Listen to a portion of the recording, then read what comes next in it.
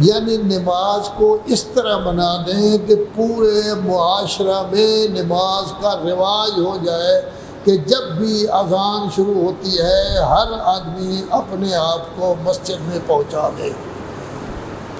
اب ظاہر ہے کہ ہمیں کام بھی ہوتے ہیں، ایک آدمی دکان پر بیٹھا ہوا ہے، گاہک سامنے آیا ہوا ہے، وہ گاہک جب سامنے آیا ہوا ہے تو اس نے جو چیز خرید کرنی ہے تو 1-2 منٹ آدمی لیٹ بھی ہو جاتا ہے۔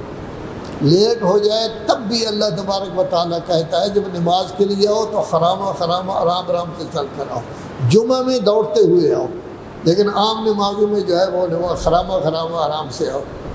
یا مثلاً ہم مولوی صاحبان ہیں بیٹھے ہوئے ہیں تو جعفری صاحب آ گئے ہیں جی رسید کٹوانی ہے، تو ظاہر ہے کہ میری ذات کو تو پیسے نہیں دے رہے، جامع کو دے رہے ہیں، تو جامع کے لیے تو میں نے کام کرنا ہے، تو میں رسید کاٹنے بیٹھ جاتا ہوں۔ ابھی ویسے کئی مہینے ہوئے میرے پاس نہیں آئے، پہلے آتے تھے، تو رسید کاٹنے بیٹھ جاتا ہوں، 2-4 منٹ لیٹ ہو جاتے ہیں۔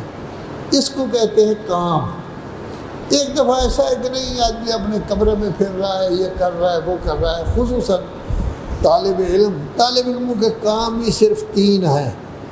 ایک کام ہے ان کا درس کی پابندی کرنا، اگر کوئی طالب علم 1 منٹ بھی درس میں لیٹ آتا ہے تو وہ گویا کہ پڑھائی کی طرف اس کی توجہ نہیں۔ دوسرا کام اس کا ہے نماز کی پابندی اول وقت میں، اگر کوئی طالب علم لیٹ آتا ہے تو اس کا مطلب یہ ہے کہ اللہ کے ساتھ اس کا کوئی تعلق کم ہو گیا ہے۔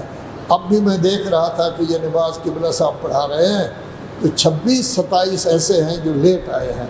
ظاہر ہے کہ وہ تو طالب علم سے، غیر طالب علم تو مجھے نظر نہیں آتا، یہ کام ٹھیک نہیں۔ اور تیسرا کام ہوتا ہے کھانا بر وقت کھانا۔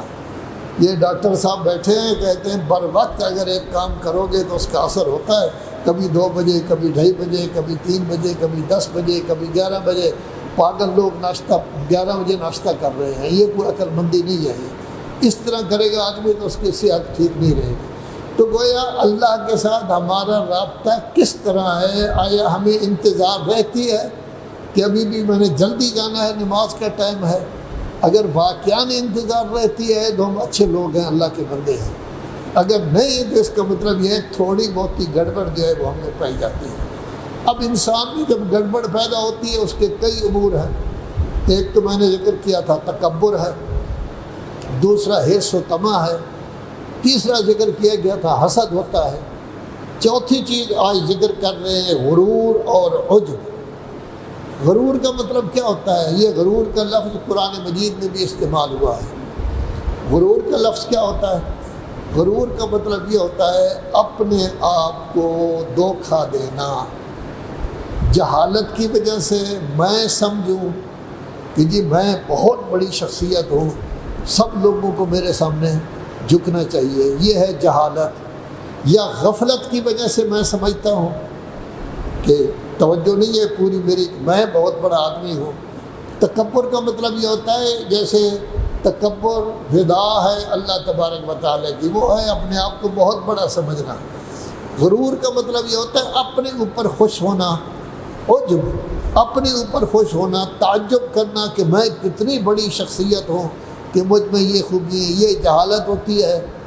یا مثال کے طور پر کیا ہوتا ہے؟ غفلت ہوتی ہے۔ یہ اس طرح کی ایران میں مشہد مقدس میں ایک گھر میں ہمیں دعوت ہوئی، وہاں ہم گئے تو ایک کونے میں ہم نے ایک بہت بڑی شخصیت کو دیکھا، امامہ ابا کبا، بڑے خوبصورت چہرہ، داڑھی بڑی ان کی بنی ہوئی اور کافی قد بت بھی ان کا کافی تھا۔ تو بہرحال ان کے لباس کو ہم نے دیکھ کر یہ سمجھا کہ یہ بہت بڑی شخصیت ہے، ہو سکتا ہے کہ اصل ان لوگوں میں یہی ایک ہی ہو۔ لیکن تھوڑی دیر کے بعد ان کو دیکھا اٹھتے بیٹھتے تو سمجھا کہ نہیں ایسی تو بات نہیں ہے۔ اور پھر جب انہوں نے گفتگو کی تو پتہ چلا کہ سب سے زیادہ جاہل وہی شخص تھا۔